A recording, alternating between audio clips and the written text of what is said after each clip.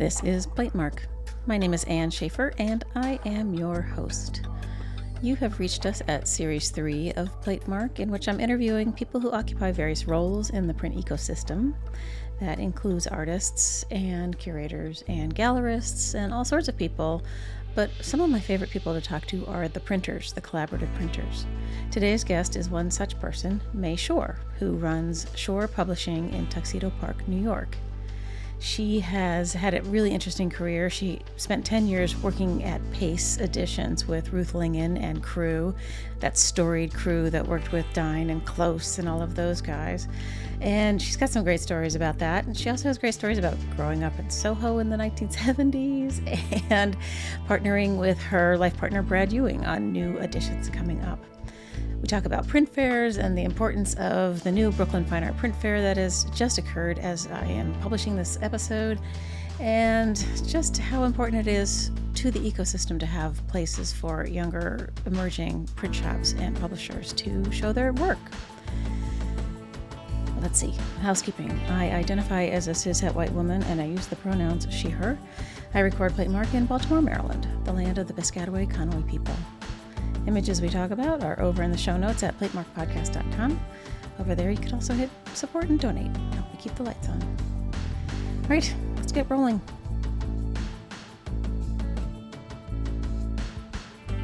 Mae, it's so great to see you. Thank you for coming on Platemark today. Well, thank you so much for having me. I'm honored to be here. Before we get too far, can you introduce yourself for everybody? My name is Mae Shore, and I am the owner-printer of Shore Publishing, which is in Tuxedo Park, New York, which is about an hour northwest of New York City. Cool. You know, I love to talk to the printers, so I just keep stacking them up. But you also have this is the thing I wanted to get to right away, which is that you managed to start not only the print and publishing end shop, but also a gallery, and you have them next door to each other. And I feel like there must be a story behind how you got to sort of leap. It feels like a leap of faith, I guess, is what I'm trying to say. Yeah. Really just so bold. What was the sequence? I opened the gallery in 2011, and it was actually a way to sell things. So I had been printing work, and had some outlets to sell work, but I had been in New York for over a decade. And the gallery is in Tuxedo. And my son at that point we were looking at middle school. And so it seemed like a good time to maybe make the transition out of the city. Tuxedo was close to New York, but it's also pretty isolated. I got a space and opened up the gallery. And then a couple years after that, the space next door to the gallery became available. And I decided that I wanted to open up the publishing end of it, bring the print shop back kind of into the fold, into the mix. So at first, the first couple of shows that I did were really print heavy. And actually they kind of have been throughout the whole history of the gallery. The print shop just celebrated 10 years, which I kind of can't believe it. And I opened in 2011. The gallery was on one side of the studio, and actually another little space became available in this building that I'm in Tuxedo Square. And I moved the gallery to the other side of the print shop. So it's actually a smaller space. The work between the two spaces the shows in the gallery, there was a lot of freedom to kind of show different types of work. So I could show sculpture and photography. I showed a lot of painters and a lot of printmakers, of course. And the print shop also had its own kind of program that it was doing. But I've really focused over the last couple of years, I think, it's really about kind of balancing both. So how do you balance setting up all these shows in the gallery? And I have 8-week exhibitions and then having all the artists come into the print shop and make editions. And I started to feel like I wanted to focus more on the publishing part of it, the print shop. And so the gallery is still happening, but it's sort of a different, it's sort of it's changing, I guess I could say. Yeah. Does it feel like it's becoming a showroom for the publishing arm? I definitely want it to be. Yes. Yeah. That's part of what I feel like that we're going to do. But it's also really great to have artists come in and curate shows. I mean, I do love that part of it. And we're a small community here in Tuxedo, so it's nice to have openings. And because the print shop and the gallery are connected, people love to come in and, they come into the print shop and they can see what's happening in there. And I've always liked that model of having the studio and a little gallery next to it to show the work. Yeah, it's evolving. I guess all the time we're trying to assess, at one point I thought maybe I wouldn't do the gallery anymore, but I realized it actually is really valuable. So it does provide really good things. So yeah, there's a lot of shops that have a small gallery that they can show their works in, like tandem or flatbed or any number of them. But I think, it's important to have somewhere where you can spread the work out, really. And if it happens to be on a wall, great. Yeah, exactly. I mean, it's nice to be able to pull back the curtain, in a way, and in the moment be able to pull things from a flat file or show blocks or show, states, or everything is right there at your fingertips. So, and I'm sure, as I mean, so much of printmaking and showing prints is really showing people what the process is and educating people about what the different mediums are and what the processes look like. So to be able to pull out a woodcut when you're showing someone a woodcut and you have all the blocks right there, it's a really nice thing. Right, especially if you have multiple blocks and layers and things, right? I've talked to a lot of people now on the pod, and sometimes I'll get somebody who says, and I agree with them to a point, that by focusing on the technical aspects, we are stuck in a rut, kind of, that the printmakers are always in this corner huddling about how did you do that? Mm-hmm. How did you get that effect? And sometimes that can put the content and the visual second, but that's like the fun part of it. So it's kind of this it's so hard because you've got this little club over here in the corner going, oh my God, how'd you do that? Versus like, we need to, kind of put that part aside sometimes and pretend that we're like painting and sculpture and right. What you see is what you get, right? Yeah. I know, it's true. And I think there is a part that we all kind of do love about that process, but there's process in everything, right? So, people love to go to painter studios or go to a photography studio. They love to see how the work is. I think if someone is interested in the artist, then they like to see how the work is made. But I think that's the difference between having a gallery where you're just presenting the work on the wall and it's a show of that artist's work. And you don't have to get into every little, especially in printmaking, every little type of minutia of what medium it is. But there is that part of it if people are interested and they do want to learn more. Sometimes people, they're happy to just look at it and, they can admire it as an image and as a piece of art, but they don't necessarily want to understand what a printing press is. The only thing, though, I'm sort of a stickler for is that they're not reproductions, and I'm sure you've talked to people about that, it's not a reproduction of another artwork. It's an original in a multiple form.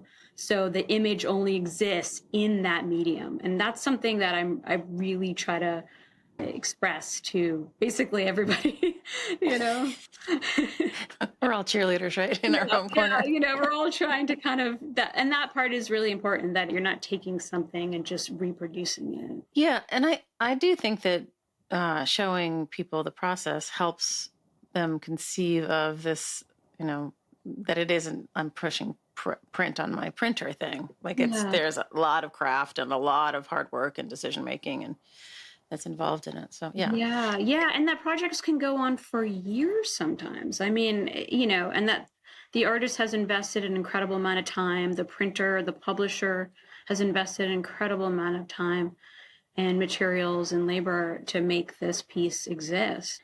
It is kind of unique in that way, in that with printmaking, for the most part, artists go to a print shop to collaborate with a print shop where they have material, they have equipment, presses, or whatever it is that's there that they don't normally have. So you do need some equipment.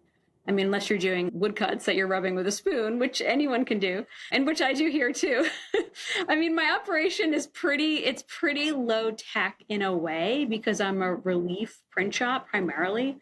So I have an etching press, but I don't have acids or materials to process or make plates. So almost everything I do here is we carve wood blocks, we carve lino blocks, collograph, poussoir, but I can print pretty much anything on the press behind me. But I don't have those types of facilities. And I feel like most studios are pretty specific, whether they're a litho shop or an etching studio. So we know enough of those printers. If someone wants to do an etching, they can make a plate, anywhere really. And then if I can print it here, but yeah. Right. So it's a pretty low-fi operation, I'd say, in terms of printmaking. And that was intentional. It was intentional because it was what I do. Yeah, it's what I was never an etching printer. So it didn't make sense for me to try to all of a sudden start making etchings when there are printers who make really good, beautiful etchings. So I kind of stuck with what I'm, good at. I'm a relief printer. I actually did a lot of lithography when I was much younger, but I kind of fell out of it because, stones, right? Then you have to have a library of stones and you're moving stones. So I really love relief and I really love woodcut. Yeah. It's a very direct way of working for, an artist. When I go to your booth at a fair, any fair, pick a fair, I feel like I am less aware of the fact that it's all relief. Sometimes you have other things, obviously, but like it's the way you do it is really remarkable because sometimes I'm like, wait, what is that? And it's a relief print, but it's printed in such a way that it looks delicate, where I don't think of relief as delicate, like you've really got this deft touch, which is really remarkable in my book. Oh, well, thank you. Thank you. Yeah, I try to really push the medium in a way that maybe isn't as common. We did these prints with Amy Bennett. She's a painter, but the prints are lino cuts. We're using a lot of, and the images are small. They're only, this big, but we're using about 25 little teeny blocks, so they almost start to have this transparent layer, almost like little watercolors or something. So I think that's something I'm really interested in, is taking one medium and really playing around at the edges of what it can do. Because we all know woodcut, we all know black ink on white paper, and I love it. We all know, but it's fun to dance around the other parts of what those things can do. And maybe they're kind of unexpected. Well, I would say, because the Amy Bennett's are small. They're sort of 5 by 8, if not even. Yeah, I think the little image was it was like 3.5 by 5 inches or something, the littlest one. But God help me, they do look like watercolors. They're sort of crazy. But so when you are working with Amy or somebody else, can you walk us through your process for taking her full colored watercolor or whatever her design drawing basis is, and how do you break it up? Well, she actually did all the chroma work herself. So we're actually working on a third piece. We've done 2, and we're actually working on a third one. And she makes a painting for the project. And then from there, she actually has Mylars in her studio, and she does all the color separations herself. And then I have those separations. I make plates because that's, what I can do. That's what I can contribute. So I carve and make the little plates. And then we go through rounds of, the color is really intense with Amy. So I start with the very painterly way that she is painting these transparencies. And as we go through it, we start to, like a fine-tooth comb, like we kind of pull out the things that we really like, where it gets shapes and colors are overlapping in such an interesting way that probably a printmaker would not create an image this way, but a painter would, and then I'll kind of clean up little areas, maybe in the figures that do need a more graphic sense to them, a more printing kind of sense to read. Then we go back and forth that way, with proofing. And so I'm carving blocks. And then at that point, she's really kind of guiding me, what she wants the finished image to look like. She's painting everything by hand. There's no computers or Photoshop. And that's how I mostly work with artists. Like when James and Katia come in, they're carving their blocks. They're drawing directly on the blocks themselves. and carving. So it's really direct. We don't really make a whole lot of files. It depends. Well, actually, for the Kamrooz Aram project, we had the first studio visit in 2019, and then we actually finished the project in 22, 23. I mean, there was a pandemic in the middle there, but sometimes it really takes a long time for something to come to fruition. And in that case, he really wanted a direct interpretation of the paintings, of the transparencies that he was painting. So we did do those in a photomechanical way. So there wasn't any carving on my end of a plate. So you scanned his painting, and then what? He did 9 or 10 films. He hand-painted films with acrylic ink. And then I did scan those from there because he was working on having 9 plates that we could use in kind of a variable composition. So he had all these shapes, these arabesque shapes that would interlock and overlap, or not interlock, but they would fit into each other, And so sometimes the space would be negative and sometimes it would be positive. And then he had a really specific palette that he was working with. And in that case, too, actually, we worked with a Kimmy Martin who made the paper for that project. And that was the first time I had ever done anything like that in this studio, where we had a bunch of meetings with Kamrooz. And because Kamrooz's paintings, he works on this ground. And the ground is a very textured, kind of atmospheric space. It's usually a color, a green or a blue. We wanted to work with that and not just print on paper, just like a Western paper. So Kimmy made these beautiful sheets. They were cotton sheets. And then she actually did a second really thin kind of veiled layer. So the sheet had it's like a 1/4-inch margin of this sage green. And then a very thin veiled color on top of it that you could kind of see through and had texture that was also like a whiter version of that same color. So we had a limited amount of sheets, and that was so beautiful. I mean, that was what a treat to print on that paper. But you also have to print it square, and you can't tear down the edges. Yeah, that's right. Yeah. And you have to register 9 different plates on it with a 4-sided decal sheet. Yeah. Oh my God. Yeah. That was really good. That was fun. Yeah, those sound great. I think when people learn about printmaking, they learn about the artist is making a thing on a plate, and they're getting the image into the plate or on it or however they're doing it, and then they're printing it. So there's definitely 2 different, moments.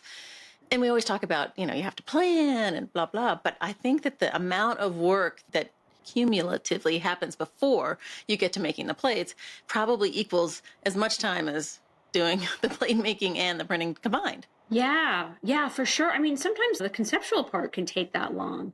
So I think in Kamrooz's case, we were really trying to figure out what conceptually made sense that was of interest to him in printmaking. And then that's when we came up with, he came up with that idea of having these 9 forms that would interplay with each other and that could be, printed. He would come into the studio and we would have all the plates out and all the pieces, paper would be pinned on the wall. And he had his original films. So he would be composing it as we were going, and he would make compositions. And then he would instruct me and I would pull out plate 3 and we had the palette, and plate 3 would be in this green and plate 5 would be in this blue, so we'd print them, we'd hang them all up again, and then he would go through the process again. So we would work, for days like that. It's always great to have an artist in the studio. So it was really nice to see him composing in the moment and then responding to what we had done, and then, or saying, what, that one's done. That one's, no more. We would maybe print 3 or 4 plates on it, and that would be a finished piece. Would any of the plates be doubled up? A second run of? No, I don't think so. But the way the forms were made, they would overlap.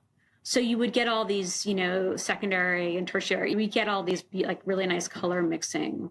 happening. But I don't think we would print the same form in a different color once there was already that space filled in the composition. I mean, because you could flip the block or something, right? Yeah, and we talked about that, but he actually designed it to be specific. Okay. There was always a top and a bottom. Yeah. Oh, okay. Yeah, we talked about that, though, too, that you could have a form that was then, you could do like a jigsaw or something, Right. But that's a different project. Yeah, that's the truth. Yeah. No, those sound really cool. And his composing with these transparencies that he had created immediately brought to mind Hayter, Stanley William Hayter, because he was all about this automatic drawing thing, which doesn't sound exactly the same. But what he would do is draw and draw and draw and draw, and he would kind of categorize the forms into different stacks, and the tallest stack would win, basically. And he would have these forms on a tracing paper sort of thing, and he'd put them up on a window, and he'd overlay things and start building the composition that way. Yeah, exactly. I mean, it's actually exactly the same. Yeah. Yeah. Funny. Yeah, it was really fun, because I would hear, because I'd be printing while he would kind of start to stack them up. So he would make a composition, he would label it, and then that would be way to be on deck, so to speak, and I'd be printing the one we had just done, and then I'd hear him, he's just at the other end of the room, but he would be, putting the next one down, and then he would not want that one, and then he would put the other, film down and figure it out until he got it just the way he wanted it. And then he would say, okay, these two are ready to go, and so I would print those, quickly clean the plate because we'd switch color, register the plate, get everything ready, print it, anything I could do. When we first started out, just a way to start the project was just, we would say, let's just print 4 sheets. Because he didn't want to compose beforehand. He didn't want to, and he could have probably composed in Photoshop, right? And just figured out exactly what he wanted. He didn't want to do that. He wanted to compose very much in the moment. So sometimes just to start the piece, we would print one plate in dark blue, say 3 times, on 3 different new sheets just to start them. It's like an icebreaker or something, And then as we would go, we would, it got more complicated because there was a lot of color changes and cleaning of plates that was happening. So sometimes there would be a stack of plates that needed to be cleaned, and while trying to mix new colors and ink up new plates in a timely manner. And, and you don't want the artist to be sitting around. You don't want, them to be waiting on you, really. So I think it was nice that he was able to keep compositions, and he would just keep notes. So, I'd have a list of what needed to be printed. It's such an interesting way of working because it's super methodical but playful at the same time. Yeah, it was really fun. It was really fun to see what he thought was finished and what he, and some of them remained unfinished. Like they would kind of go into the unfinished pile. Like some of them at the end of the day, he would say, this one is finished, this one is finished. And then there was a kind of a third, there was the finish, unfinished, and then I don't know what to do with these ones. So, we'll come back and resolve those or not. Wow. Do you as the printer look at some things that come across and say, oh, that's exactly what it should be, stop, and he still wants to, do something else? Does that happen? It's actually funny. I think in this case, it was sort of the reverse. I think he loved some of these really beautiful, elegant forms. And I think as a printer, I kept wanting to add more printing. I was like, we could add some more color to this one. He was absolutely right. And actually, I'm really glad he pulled a number of the ones that he did and left them as is, because he was 100% right. They're actually really, really some of my favorite ones now. So, it's like when you're making them in the moment, you could have a feeling like you want to do something, but when you look back on it, you go, oh, that was 100% the right decision. And I'm so glad, you're like, these ones are done. Don't keep printing on those. Yeah. So, and these are now unique works. You didn't addition anything. That's right. They're mono prints. Yeah, they're uniques. Yeah, they were really fun. I've actually never really worked that way before, so that was new for me. And I think it was new for him too, because he had made some etchings before with Jennifer Melby, but this was the first print I think he had done in a long time. It had been, I think, years. So, Wow. yeah. I love to ask printers this, or publishers really. How do you connect with artists that you want to work with? And are you open to people approaching you about, hey, I'd like to do this thing? Or do you have a stack up of people that you'll never get through? Yeah, that's a really interesting question. I'm always curious about that too, because, like how do certain artists go to certain studios and work in that medium? And it's interesting because I could say, like with James and Katia, I had met them when James was doing lino cuts with Ruth at Pace, and he was doing lino reductions. And Katia was working in the etching studio, and I'd always wanted to work with Katia, but she was just working in etching. So when I opened up the print shop, she was the first artist that I asked to come work with me. And she did a lino reduction. This was 2014, called Sailing Alone. And it's still one of my favorite prints. It's 20 by 16, I believe, which was the size of her paintings at the time. And so when they collaborated on the reductions, and we've done 4 total pieces on that, they both knew the reduction process. And actually, Katia had done another reduction lino cut with me before she collaborated with James. So it was something that they were really familiar with. But I think part of it's really organic, like, oh, you should work with this person. Or someone will say, oh, have you looked at this artist's work? They could make great prints. Most of the time, I'm asking people to come in.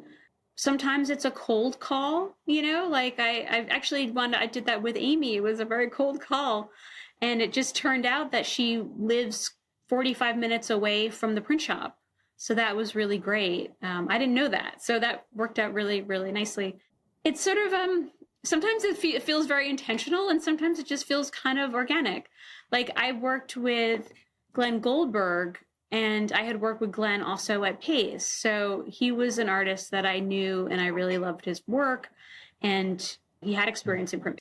Some artists have no experience in printmaking, and some are incredibly experienced printmakers, like James and Katia. Or in the case with the William Villalongo projects that we did, I think he had done, I'm trying to think, I don't think he had even worked, because he did prints in Florida. But I think those came after the ones because we did a woodcut in 2014, like a very multi-plate, multicolor woodcut called Vitruvian's Daughter. Will was an artist that actually had met through Matthew Day Jackson. And I knew Matthew Day Jackson through working at Dudonay. So, I feel like sometimes one thing, they kind of lead into another. The benefit of working in a variety of shops and then going out on your own as a publisher is that you know that you like that person, or you like the way they work, or you can, say we have some kind of alignment in our thinking or something. And that's, you're sort of trying them on for size. Yeah. No, it's true. Because working in a print shop with a artist, or artist with a printer, is a pretty tete-a-tete kind of experience. So you wind up spending a lot of time together, and you want it to be interesting and you want it to be fun, and you want it to be, an experience that I hope that the artist finds valuable for what they're doing, in their own studios. And if your shop is 45 minutes outside the city, you have to, you are really together. Right, exactly. You were together all day. Yeah. Or in the case of James and Katia, sometimes they would come and stay. But we're close enough that you can come for the day. There's the bus and the train depot that goes to Port Authority and Penn Station are right across the street from me. So the access, at least with that, is good. And a lot of people have cars. So yeah, it's a nice day trip. It's funny, when I first was here, I was wondering, I'm like, God, I feel so far removed from New York. It was interesting because it seemed like people, my friend, they like to get out of the city, and it was a nice excuse a day trip, so October is always really great, or summer is really nice to be here. I don't know if you can see, but behind me is Harriman State Park.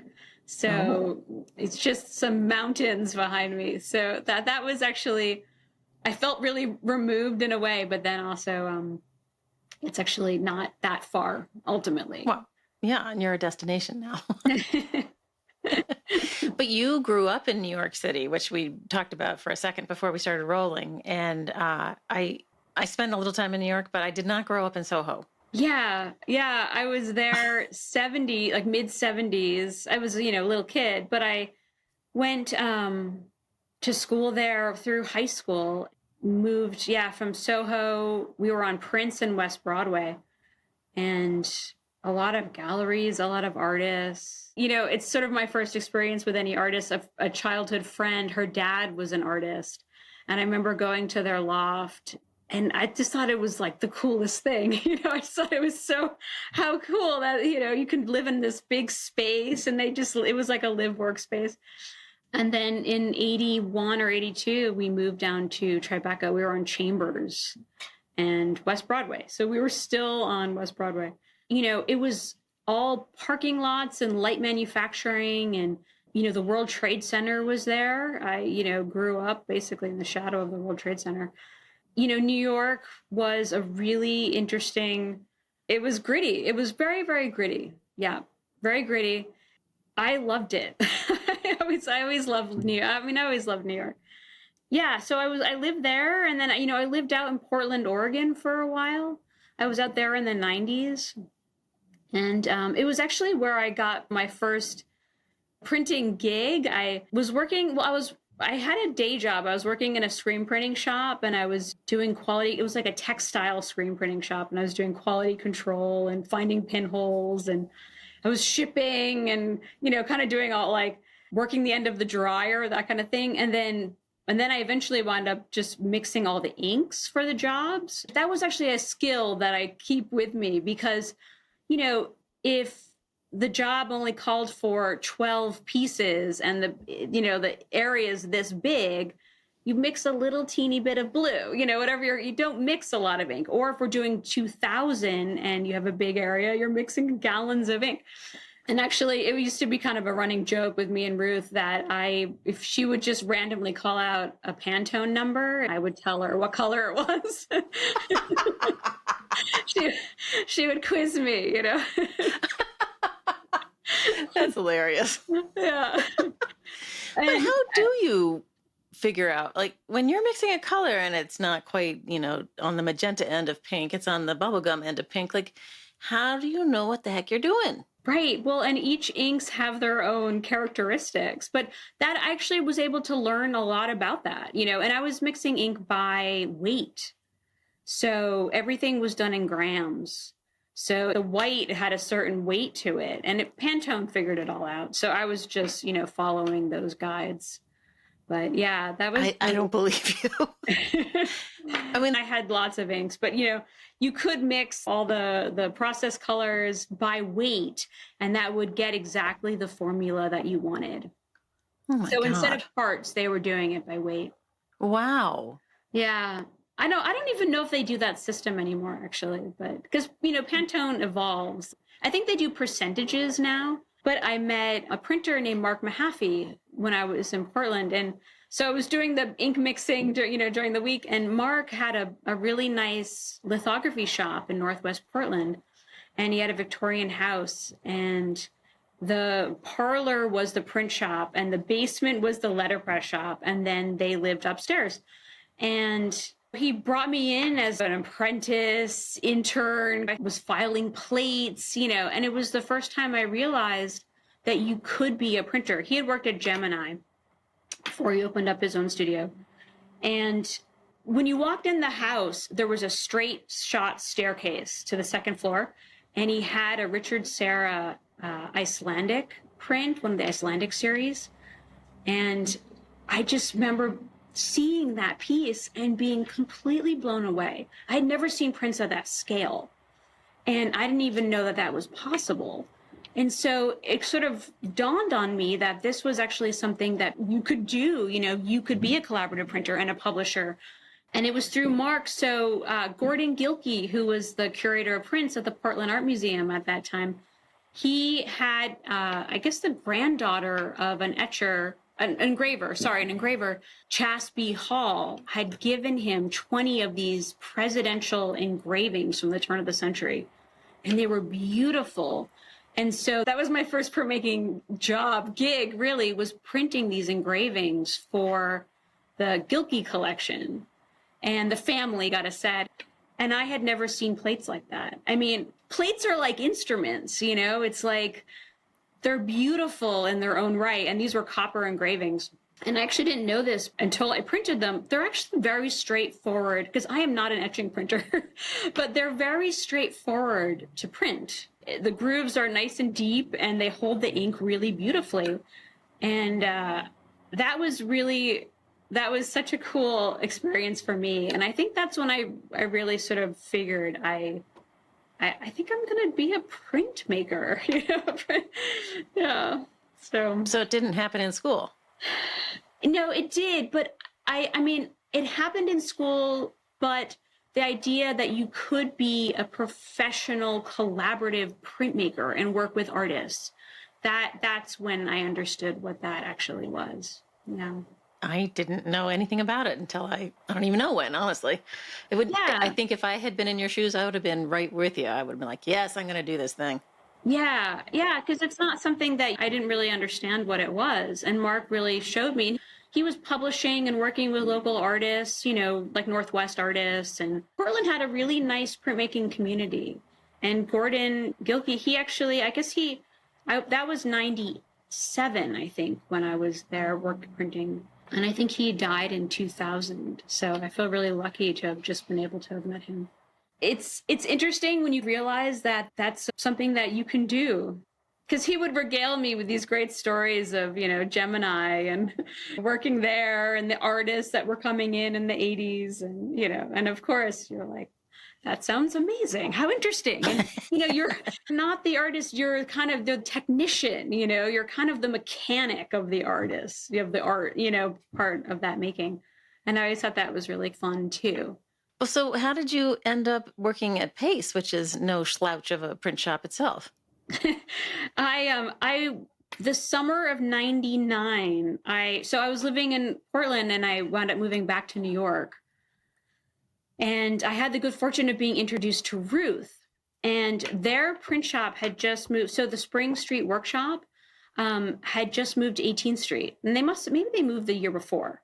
And they were having a party to celebrate the new space. So they had, the archive, the warehouse, the print shop. Ruth, said, come join us, come, you can just kind of meet everybody. And again, I was very, very, it was where I knew it was where I wanted to be. I loved it. I just loved the print shop, and I got to meet some of the printers and being around all that work. It was just, I was really happy, to be there. And Ruth was doing a paper piece with Chuck Close that summer. She was working out of Dudonay because Pace Prints didn't have a paper mill at that point.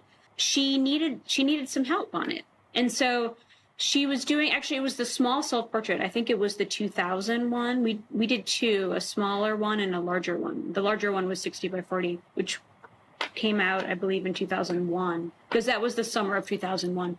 And this would have been probably the summer of 2000 was the smaller one. And the paper piece was based on the states from the lino reduction, the self-portrait lino that he had done a few years prior. And so she needed a hand. And I was like, I'll be your hand, I'll help. And I didn't have paper making experience particularly, but it's sort of one of those things where I think it's really more about temperament. I think printmakers, we kind of have this same temperament where if you can figure out one process, you could probably do another process. But I wound up, I was there, I helped on that project, and then I wound up getting hired there. I was there for over a decade.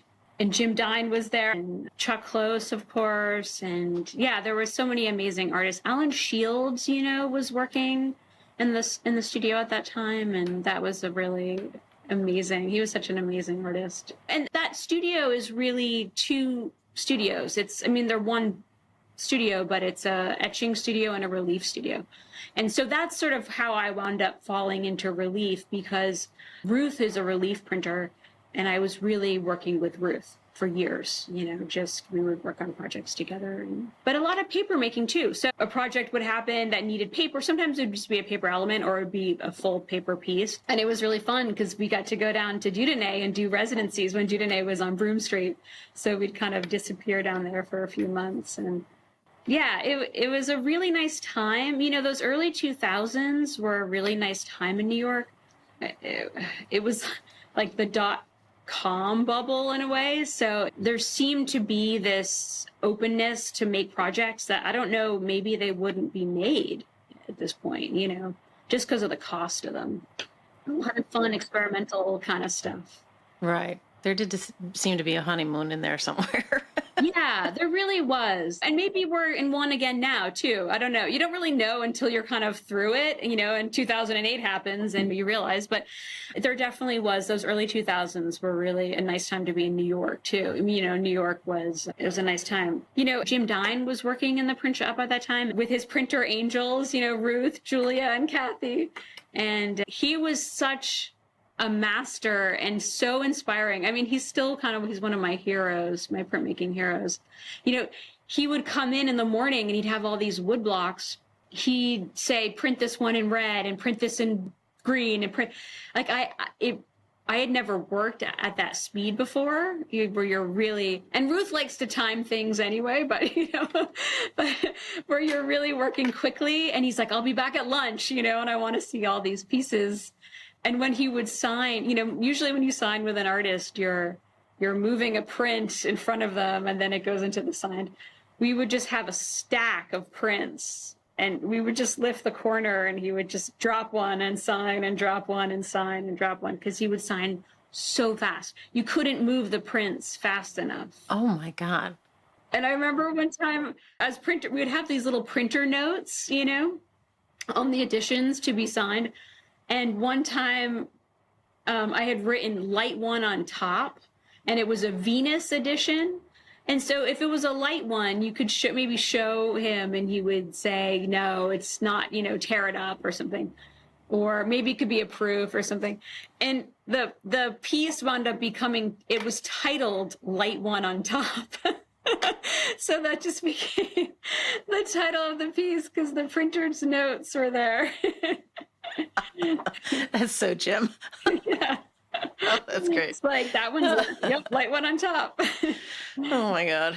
Yeah, he's funny. I've talked to Ruth and Julia and you and Bill Hall, all of whom have printed for Jim. And I don't know what it is about the shop, but you guys seem to have sort of a magical thing going on there. Everybody seemed to get along and you're all dependent on each other. I don't know. It just seemed really great. It really was. It was a really nice period. Yeah. When Ruth and Julia, and it was such a nice time. Ruth is one of the most fun printers to work with, period. And I'm sure everyone will say that. She's so fun. It was pretty small, and then we got bigger, and then I think now it's actually even really small again. So, sometimes the printers, there's more printers and less printers, but it was a really nice time. Those early 2000s, yeah, they were a really fun time where I felt like there was a lot of freedom to really kind of go out on a limb and combine a lot of different mediums for artists. So you would do etching, would do part of the print, and then we'd get it, and then we would do woodcut and relief on it. And yeah, sometimes there were paper elements added to that. Jane Hammond was doing really interesting pieces there was a little bit of digital too that was starting at that time, and up to that point there was no digital, but it was collaging, and she was doing these shaped televisions that were really great that were really unique. So I felt like there was, Kiki Smith was doing folded etch. She was taking those etchings and folding them, and there was a lot of really interesting things happening, at the time. And Yasu started there, and so he was working in Japanese woodcut, and that was a whole new process. And sometimes, he primarily would be working by himself, but sometimes he would come out and see what we were doing, and it must have been like, what is going on? It's like collaging and dry mounting and, big prints that we're hand printing for Jim because there's no press that's big enough to print them. So we spent a lot of time hand printing big oversized woodcuts. Oh my God. Oh Lord. Yeah. So you have published some things with Yasu. I've shown a lot of Yasu's work. Oh, okay. Yeah, Yasu, we've done 2 shows in the gallery of his work. So he's the printer and the publisher. And okay. And I've shown his work at fairs, and so I'm a big fan, of what he's doing and his work. And he's doing more collage work now. Oh. Yeah. I haven't seen those. Yep. I was just like, the shapes, they're so precise, but they waft into nothingness, and these colors meet and kiss. And I'm like, how in the world do you do that? He's amazing. Yeah. Yeah. Master. Yeah. Oh my gosh. I don't know if he'd be willing to talk to me. I have a feeling he's shy, but. Oh, he would be great. Yeah. Yeah. Yeah. Yeah. He would be really great. I mean, the first project that he was working on when I was there was Emma. It was Akachan. Emma was a Chuck Close. It was the ukiyo-e woodcut that was the largest one that he had ever made, I think, or ever. It was a huge piece, and it took him years.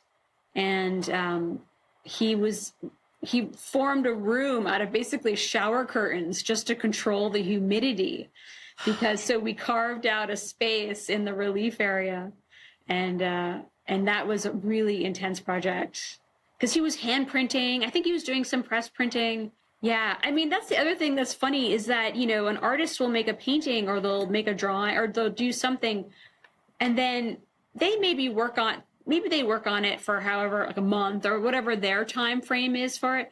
But then the printers, we often look at it for months and months and months, and we're analyzing it and we're breaking it all apart and we're rebuilding it. Like we probably spent more time with some of these pieces than the artists have. They've made them, and then they've kind of moved on, and we're going, okay, wait, how do we do that again? How are we going to build this thing back together again? And so, yeah, it's sort of I think that's the temperament part, is that you have to enjoy doing those little, it's sort of like these very detailed little things, Actually, I remember listening to your interview with Peter Pengill, and he said that he liked standing at the inking stand with the plates. He liked doing that all day. Like that was a fun thing for him. And I think probably a lot of printers can kind of relate to that part of it.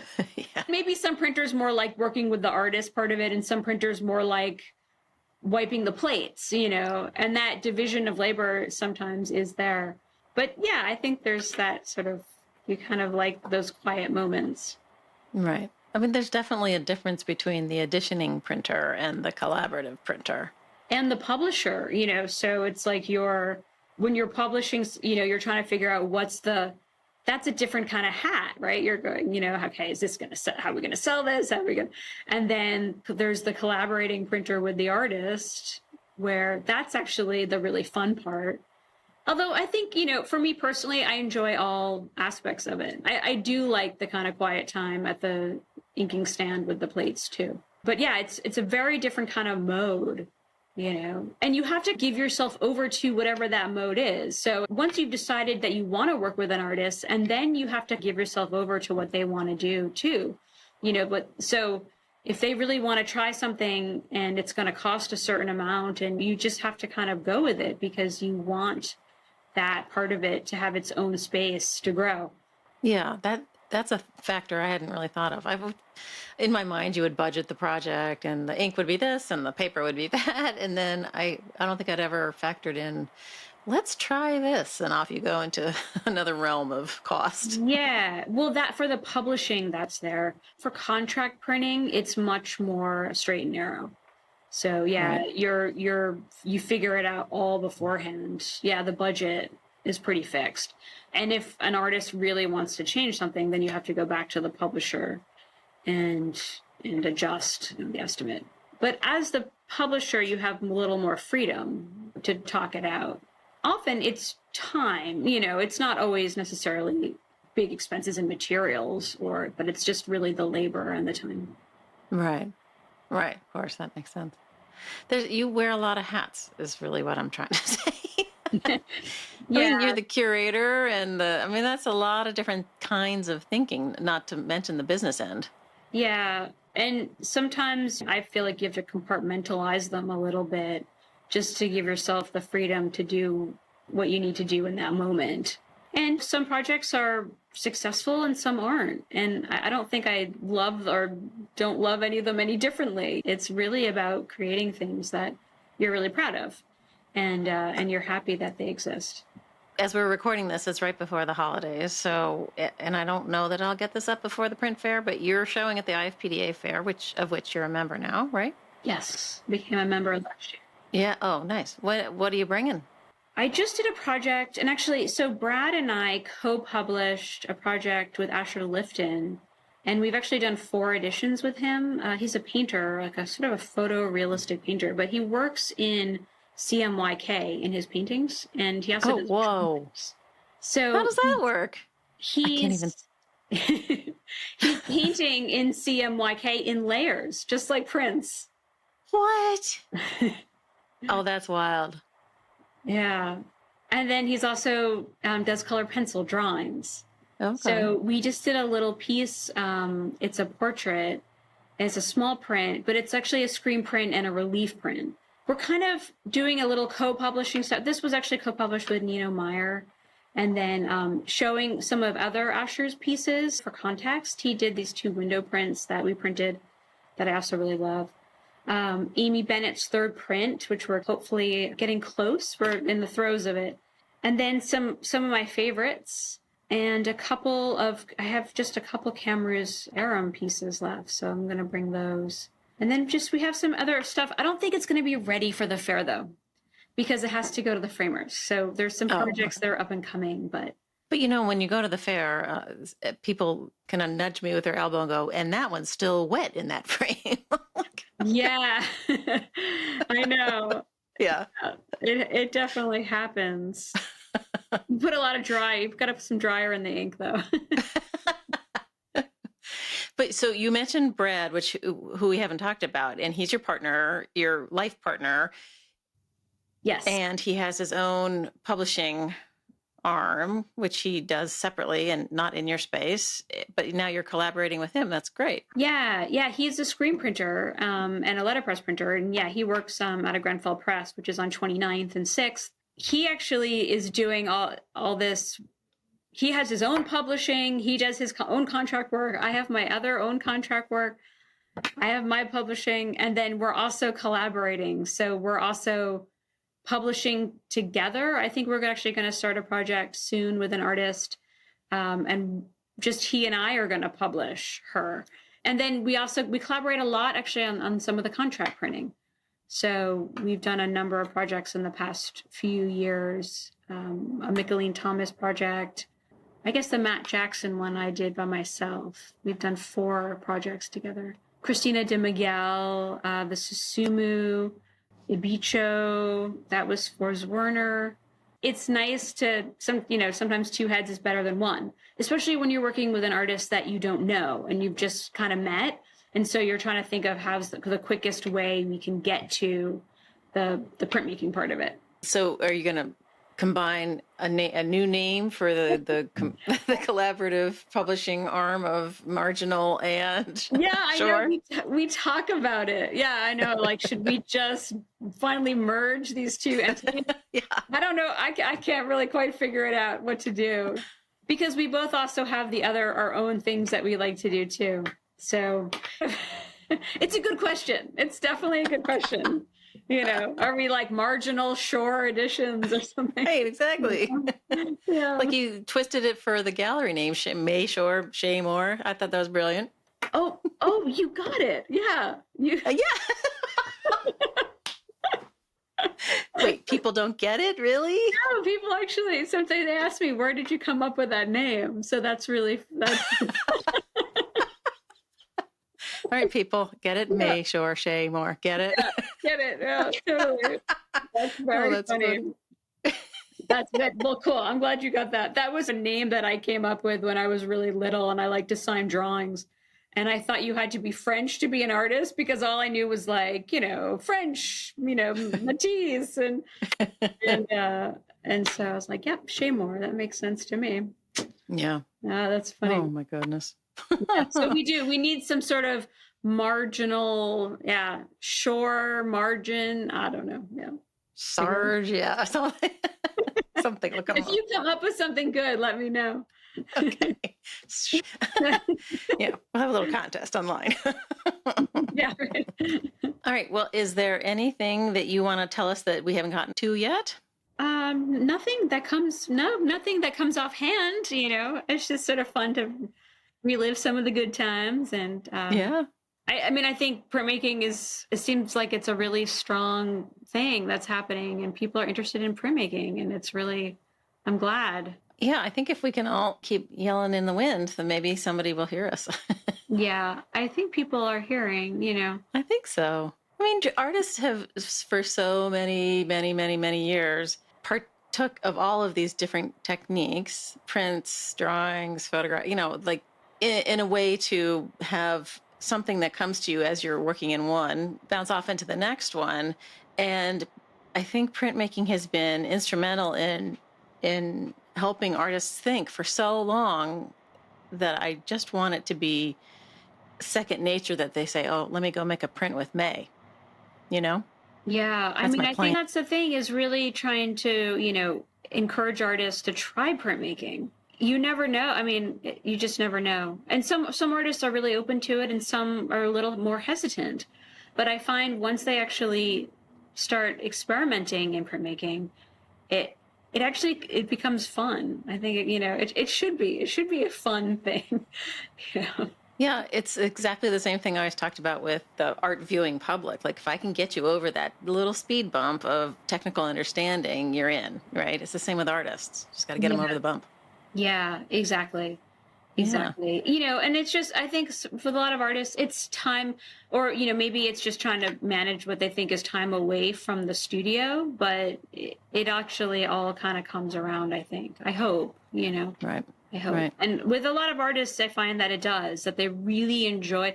I've noticed that it's a good time to work with an artist after a show, because they've thought about that body of work, and now they're ready to try something. It's like starting fresh again and thinking about the next thing, and so it's a way to experiment a little bit. Yeah, that makes sense. I like it. Thanks for coming on Platemark. I love talking. I mean, I like talking to artists, of course, because they're the center of the whole project, but I love talking to the printers because you guys have seen so much and thought through so many things, and it's just, I don't know, you have such great stories. Yeah, well, thank you. I will see you in Brooklyn. You're going to come check us out? Absolutely.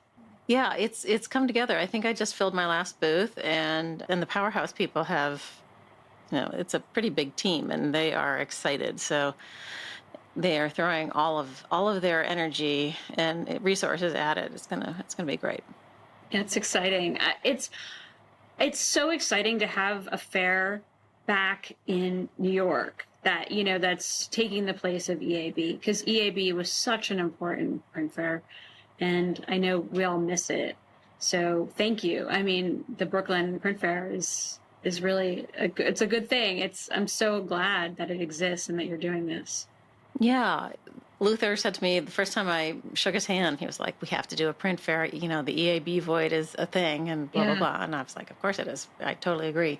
But, it's funny. COVID time is so elastic. I just looked on the Lower East Side website to see if they had archives about the EAB fair, and it ran until the pandemic, and even into it, there were 2 online versions in 2020 and in 2021. And in my mind, it stopped in like 2016 or something. Oh, wow. Yeah. Yeah, Like, that's what? right. Yeah. Right. The last in-person one was actually, I was there. It was 2019. Yeah, it was the end of October 2019. Yeah, it was like West 26th, like really West 26th Street. Right. That was the last in-person one. Yeah. Cedar Lake. I think that's what that building was. That's right. You're right. Yeah. So I feel, we always talk about the void. I'm like, wait, the void isn't actually that long. But it was long enough for people like you to join the IFPDA because I really want you to come to my fair. Yeah. Well, I would love to come back to Baltimore. Oh, good. Yeah. Yes. I love Baltimore. Yeah, we're the Baltimore Fair is we're on the calendar here in October, and we're going to start, giving people time to think about whether or not they can do it. So look for an email near you. Yeah, that's great. Well, but that you say that though, it's 2025, so it actually had been 6 years since the last in-person EAB. The online ones are sort of, they're different, but So 6 years. 6 years is a gap. You're right. It's a long time. Yeah. The curators too. Like we were like, this is it. I can only go to this, and satellite, which is it was great to have too, but 3 was better. Yeah. 3 was great. I know. Yeah. Did you hear that Prince Gone Wild is reviving itself? No. Did you? I never went out to it. So Martin Mazura started Prince Gone Wild. It was the one night party thing, and however many vendors he could muster.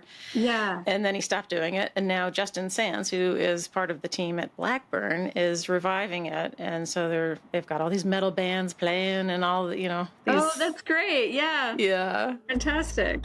All right, Mae, well, thank you. I so appreciate you coming on, and it was great talking to you. Yes, likewise. Thank you so much. Thanks for listening to this episode of Platemark with Mae Shore. I hope you enjoyed it. She's lovely, and I enjoy talking to her so much. Thank you, of course, to Mae for being a great guest. Thanks, Mae. And as usual, thank yous to my other support staff, to Dan Fury of Extension Audio for being my sound guy. Thanks, Dan. And to Uncle Michael Diamond for the use of his original music. And lastly, to Skip Barnhart and Lee Turner for their studio sounds that make up the soundscape at the beginning and end of each episode. Thank you, gentlemen. Images that Mae and I talked about are over in the show notes at platemarkpodcast.com. You can also hit the support and donate button over there and help me keep the lights on. Otherwise, I think that is it. We'll see you next time.